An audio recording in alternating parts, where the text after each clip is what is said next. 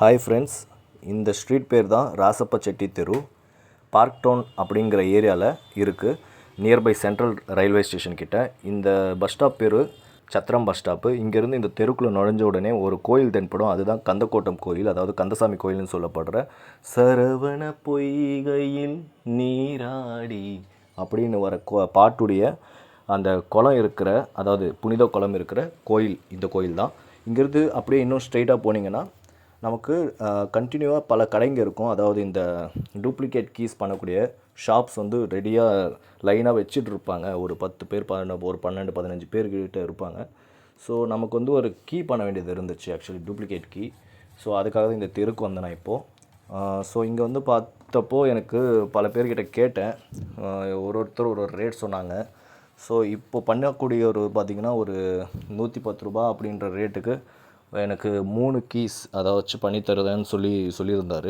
அதனால் சரின்னு சொல்லிட்டு இவர்கிட்டயே நான் கொடுத்தேன், செஞ்சு கொடுக்க சொல்லி. ஸோ அதுதான் அவர் அந்த ஒர்க்கை வந்து ஸ்டார்ட் பண்ணிகிட்ருக்காரு. இந்த ஒர்க் வந்து பார்த்திங்கன்னா மேனுவலாக பண்ணுறது. யூஸ்வலாக பார்த்திங்கன்னா நம்ம ஏரியாவில் ஈச் அண்ட் எவ்ரி ஏரியாவில் பார்த்திங்கன்னா எல்லா ஏரியாவிலுமே பண்ணக்கூடியவங்க இருப்பாங்க. பட் அது வந்து ஆட்டோமேட்டிக்காக ஒரு மிஷினை வச்சு பண்ணுவாங்க.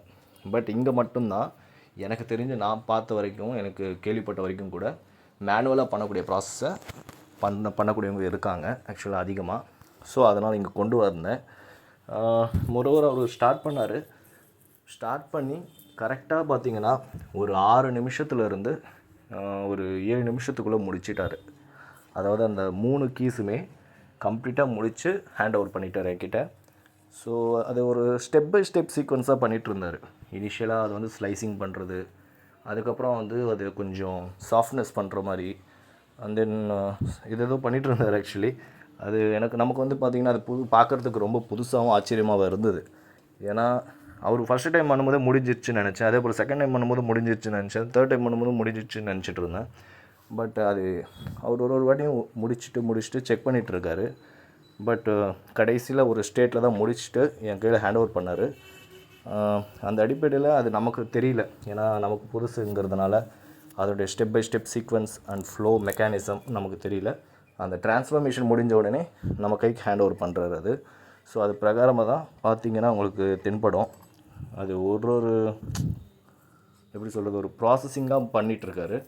ஸோ மோரோவர் நீங்கள் இந்த இடத்துக்கு வரணுன்னா இப்போது சென்ட்ரல் ரயில்வே ஸ்டேஷன்லேருந்து அடுத்த ஸ்டாப் தான் 2A அப்படின்னு சொல்லிட்டு ஒரு பஸ் இருக்கும்.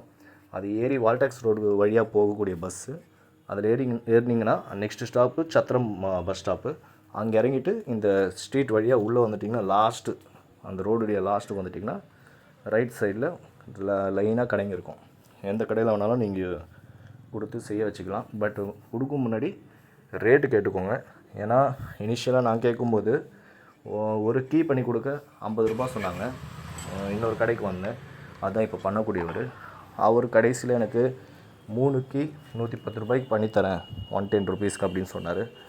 சரின்னு சொல்லிட்டு தான் நான் கொடுத்தேன். ஏன்னா எல்லா ஏரியாலையும் மேனுவலாக ஆட்டோமேட்டிக்காக பண்ணுறது 150 ரூபாய்க்கு முடிச்சு கொடுக்குறாங்க.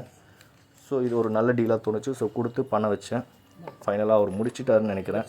ஸோ நான் கேட்டேன் ஓவரா அப்படின்னு சொல்லிட்டு. அவரும் முடிஞ்சிச்சுன்னு சொன்னார். சரி டெஸ்ட் பண்ணி பார்க்கலான்னு சொல்லிட்டு நான் அந்த கீஸ் எடுத்து ட்ரை பண்ணி ஓப்பன் பண்ணி பார்க்குறேன் சிங்கிள் ஹேண்டடாக. ஏன்னா இன்னொரு கையில் கேமரா இருக்குது. It's done over.